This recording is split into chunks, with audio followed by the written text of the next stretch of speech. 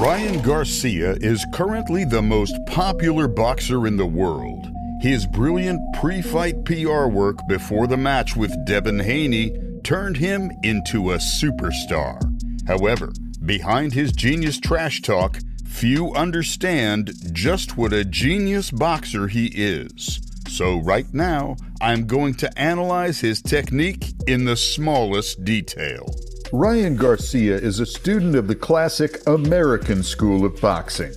He keeps his hands close to his chest, emphasizing power punches, and uses minimal mobility. This is why he has so many knockouts. His fighting style is designed for spectacle. He always stands with his feet wide apart to generate power for his punches. However, the downside of this style is limited footwork, and Garcia often stands right in front of his opponent. If the opponent strikes, he steps back on a straight line or tries to dodge punches with body movement. People talk about Ryan, they first think of speed, but the basis of his style is constant pressure. He constantly moves forward, throwing jabs, straights, and most importantly, left hooks to the head and body. And if the opponent is not willing to give up territory in the ring, we see fights like the one with Luke Campbell, where both fighters spent most of the fight in the center of the ring exchanging punches. However, just exchanging single shots or combinations with Ryan is foolish, because he will always be faster. But if you manage to land a series of attacks on Garcia, he will move back on a straight line. In classical boxing technique, this is considered incorrect. However, Ryan can afford to do this precisely because of his pressing. He always has at least half of the ring behind him, which allows him to retreat safely. But we're talking about individual cases in Garcia's career, as 90% of his fights look like his opponents are trying to run out of the ring. Javier Fortuna and then undefeated Emmanuel Tego ran from Ryan during the entire fight, hoping not to catch a left hook. Such powerful pressure and intimidation of opponents with his hand speed sets Garcia apart from other flat-footed boxers, making it difficult for opponents to take advantage of his technical gaps, such as limited mobility, lowered hands, and sometimes chin in the sky. As soon as the opponent tries to attack Garcia's weaknesses, he pulls out his main weapon. Ryan Garcia's main weapon is his left hook. And the most interesting thing is that this hook can land anywhere. Whether it's the head or the body, this weapon can knock out any opponent at any time, from any position. It's possibly the fastest left hook in the history of boxing. Garcia can throw it without any setup, and he's used it for most of his career. But when the time came to raise the level of his opposition, he needed to learn to hide his signature weapon, because every top fighter analyzes his technique and learns to predict and counter his left hook. If the hook is neutralized, Ryan actually becomes quite helpless. That's why he now throws whole combinations, a lot of feints, sacrifices damage, all for the sake of landing the left hook. The strangest example of landing the left hook against an opponent was in the fight against Luke Campbell. For Garcia, the main way to reach his opponent was the straight right, through which he tried to land the left hook. However, from the first round, it's clear how strangely he throws the straight right.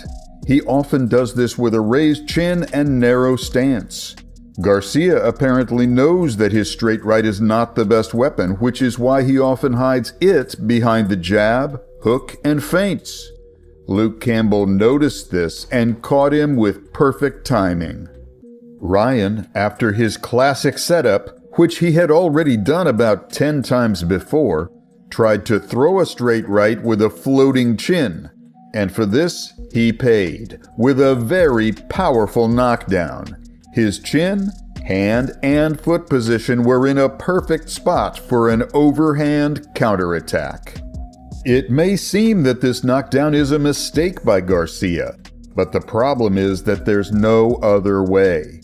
Yes, you heard it right. The straight right is very important to Ryan, namely a very powerful and charged straight right. Not for inflicting damage, but for feints. He relies heavily on the opponent respecting any movement of his right hand, to then use it as a feint for the left hook. For example, as seen here. When Ryan lands a powerful right straight, after which he throws a feint on the straight right and instead throws a left hook to the body. A hook that ultimately, brutally knocks out Luke Campbell. Throws a powerful straight to remind his opponent of his strength. Throws a straight just to land the left hook, but the opponent dives under it. A fast movement of the right hand, after which the left hook lands on the body, under which Campbell himself dove, enhancing the effect of the left hook. It's worth mentioning separately Ryan's strange new defense, which he mastered after the fight with Tank Davis, where he uses an awkward Philly shell.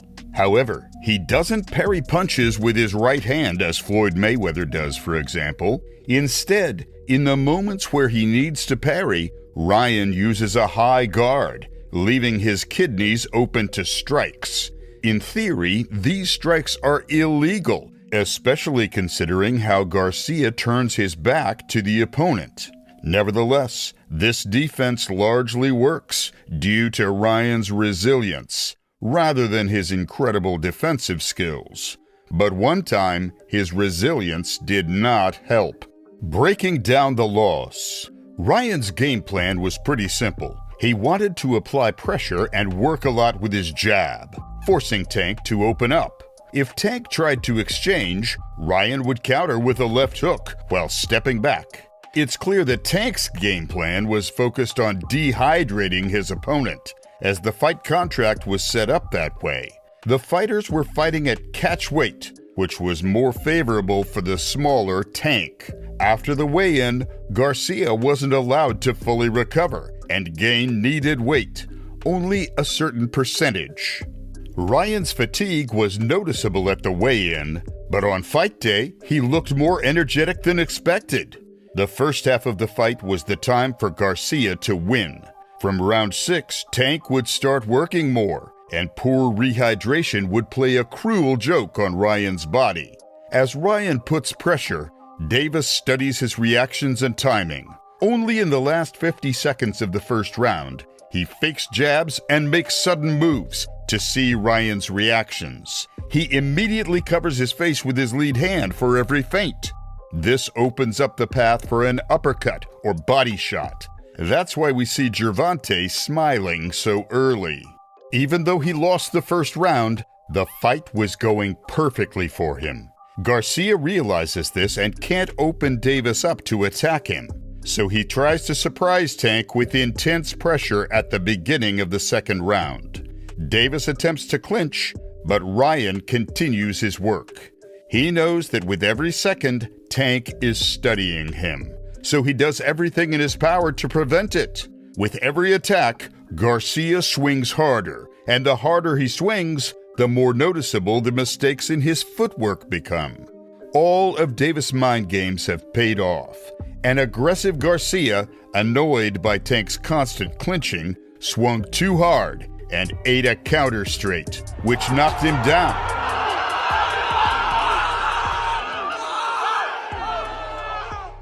It's clear that after getting up, he started to show too much respect for Gervonta. He was definitely scared. The third round starts just like the previous two, with Ryan pressuring, but this time without throwing punches. It's clear the knockdown scared him. Gervonta keeps twitching his lead hand to measure distance, landing accurate straights. It's made easier by Ryan, who just stands in front of him, occasionally bouncing back. Seemingly, this was Ryan Garcia's plan B. If Tank came forward, move back and catch him with a left hook. But this strategy would work against Garcia. Ryan is obsessed with the idea of counterattacking with a hook, so he agrees to bounce back, hoping to catch Tank while moving. But every time he does this, he simply gives Gervonta the opportunity to practice timing before landing a body shot. Garcia's first right straight lands. The element of surprise worked, but this very hit woke up his opponent. Southpaw Tank wins the lead foot battle, allowing him to win the exchange of straight punches. As they get close in the clinch, Ryan manages to land an uppercut. Garcia's jab counterattacks with a straight. Despite his shorter height, he does a good job with head movement and quickly repeats the same setup. Midway through round 5, it becomes extremely noticeable that Ryan is barely working his jab, let alone doubling up against a crafty counterpuncher like Davis. He needs to overwhelm him with volume, confuse him, which Garcia isn't doing at all. However, in the 6th round, a powerful straight from Garcia lands. After that, Ryan's hook lands to the body, waking up Tank, who starts landing combinations. The second half of the fight begins, the time when Gervonta should really turn it up. Instead, he receives a heavy right straight. Garcia's right hand is still a surprise for Tank. Because Davis started worrying about the right hand, the path for the left hook became open. Ryan slowly began to believe in himself and tried to use the so far unsuccessful setup, moving back and hooking. He actually manages to land it finally, but unfortunately for him, Tank's counterattack to the body also connects. It was a real Wild West shootout, where both fired shots, but only one fell. And that was Ryan Garcia. That's where the fight ended. Maybe he would have taken the body shot differently if he could have recovered after the weigh-in. But it's clear that Davis' training camp was focused on body counterattacks. Also, it's worth noting the rumors that Ryan injured or even broke a rib during the training camp, before the fight with Gervonta. All these excuses about ribs and weight wouldn't be appropriate if we hadn't seen his insane performance against Devin Haney. Before we talk about Ryan's career-defining fight, we first need to talk about the preparation for the fight, or to be more precise, the trash talk. With every press conference, Garcia escalated the level of madness. I'm going there and just this man up. You don't understand. I'm going to him up. You don't know what I've been training like. You don't know the vision I have. You do now. No, I'm on fire. I'm on fire. I'm on fire. I'll break this whole thing right now. That's how I'm firing. I'm strong. I'm strong. I'm strong. Strong. And I'm louder than that whole team. They got like 5 people there. Look how loud. Woo! We couldn't hear you. I'm on my vengeance arc. I'm ready to get back in blood and everything. So I'm coming straight for his neck. I promise you that. I promise you, I'm coming straight for you. It's gonna be ugly. It's gonna be ugly. I'm talking about ugly. At the end of the day, you know, I want to clarify some Stop things. the coke, nigga. It's fucking up your voice. I want to clarify some things. I want to clarify some things. I don't do cocaine. I would do a live drug test. What do you do? I would do a What do you live do? drug test. What do you do? I drink and I smoke weed, and so has the majority of this room. We'll fight April 20th. I'm gonna destroy you anyways. April 20th, May 4th. You could pick a date tomorrow, right now. Like, it doesn't matter, bro. Anytime. At the end of the day, you know, Ryan is just another opponent. At the end of the day, he's another name off my resume. But it's a huge fight. This fight mean everything to me right now where I'm at in my career, 100%. But Ryan is no different than any other opponent. Ryan, Devin's coming off is that Dora? Oh, Coco Bobby. Hey, where's your mama at, baby? Where's your mom? Oh, I'm gonna go flirt with your mama. Ooh, she about to be fine as. Yeah, I want some of your mama. I want your mama now. Your mama probably in my DMs. Get on top of my mom before you would. Yeah, that fear coming in your mouth like a dog. I'll put my dick in your mouth. Ryan, Hey, pause, no Diddy. This was happening not only at press conferences, but also on social media and in interviews. When I get mad, it gets me excited. I just like want to scream. You feeding off that? You guys, I'm mental. Yeah, I'm a little fucking mental, but I'm ready to destroy motherfuckers. Y'all weren't talking shit about Mike Tyson when he was like this. Y'all respect him now, right? Okay then. So you're gonna respect me. I seen some shit I should have never seen, but I'm a killer now. What do you think about Mike Tyson? Kill you, bitch. Where's your mom at? Where's your mom, bitch? Where's your mom, bitch? Where's your mom, bitch? Where's your mom, bitch? Where's your mom, bitch? Where's your mama, bitch? You're not my friend. Remember that. You're not my friend. Your dad's a pimp and he pimping you. Your dad a pimp and he pimping you. I'm a beat you. I'm a beat you. Suck.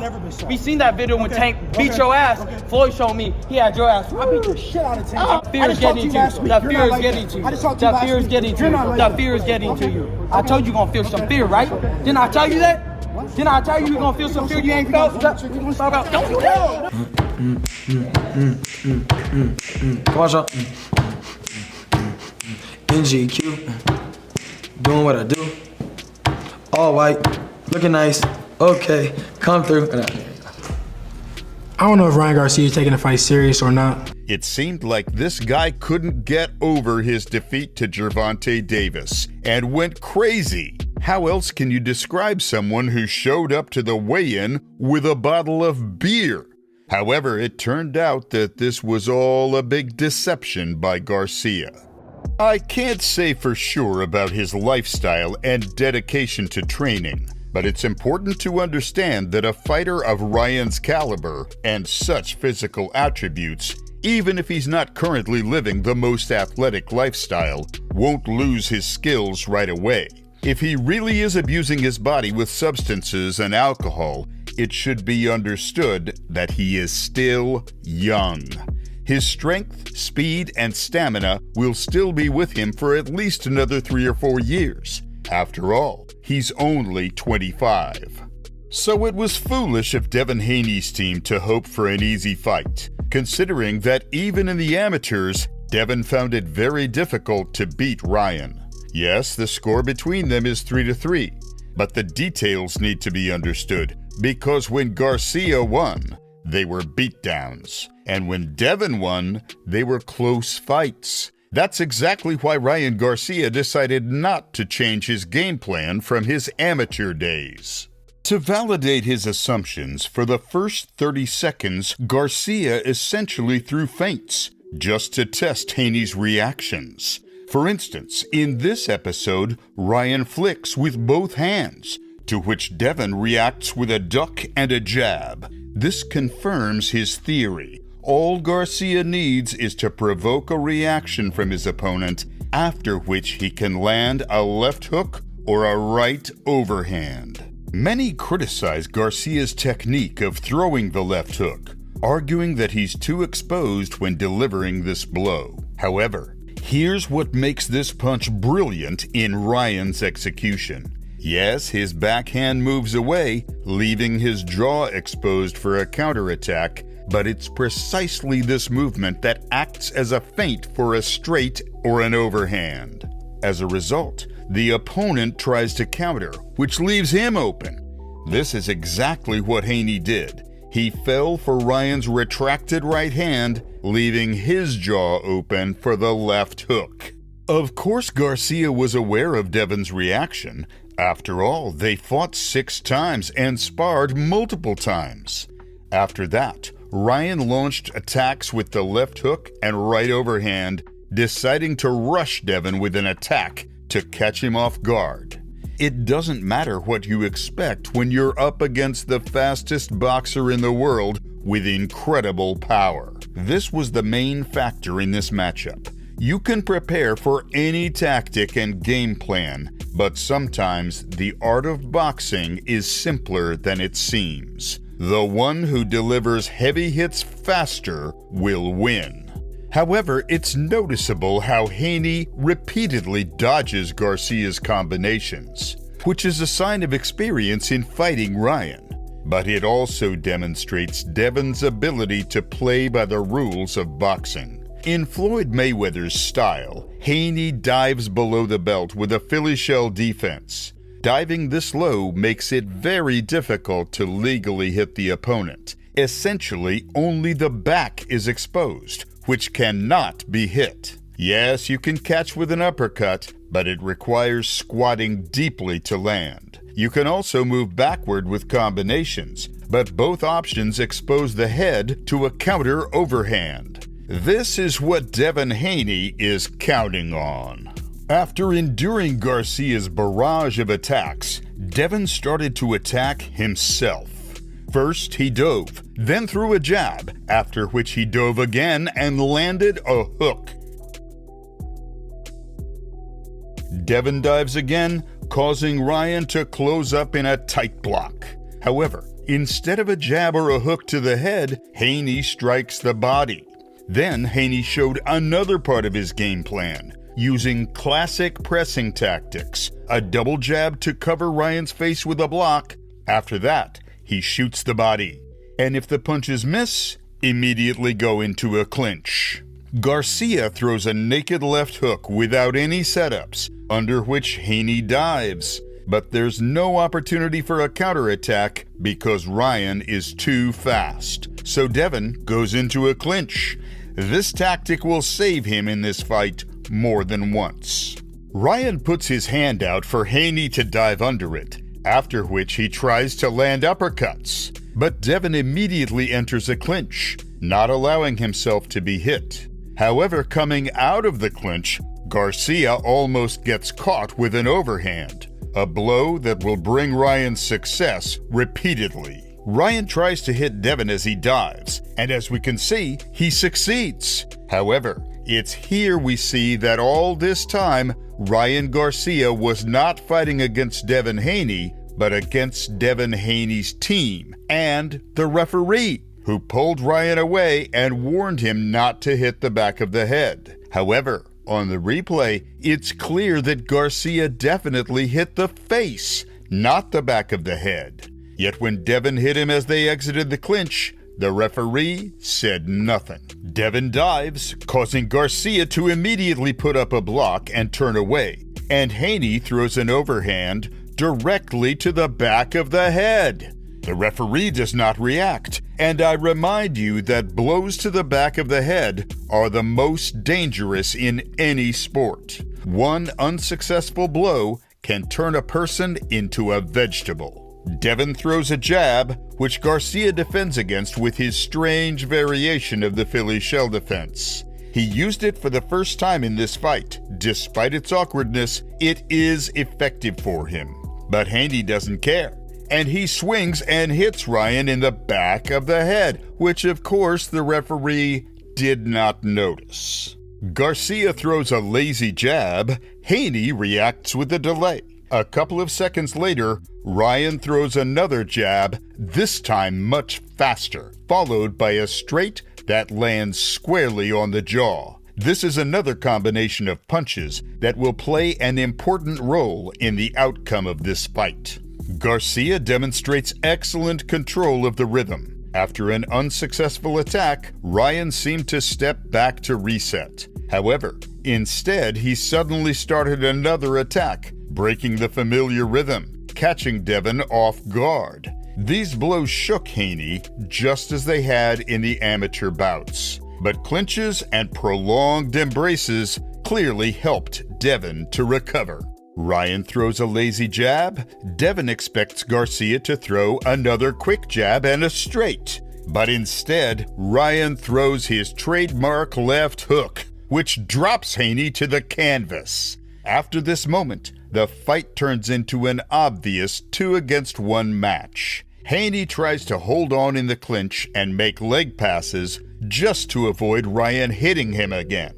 Despite Devin falling to the canvas again from the blows, the referee will not count knockdowns. He deducted a point from Ryan Garcia because Devin Haney didn't release the clinch. It was one of the most disgusting rounds in boxing history. In front of millions, the referee tried to save one boxer by interfering with the other, all the while shamelessly smiling. If a real professional referee had been in his place, the fight would have been over in the 7th round. Garcia decides to remember his youth and starts pressing very quickly, catching Haney off guard to the extent that he falls. However, the scenario repeated itself.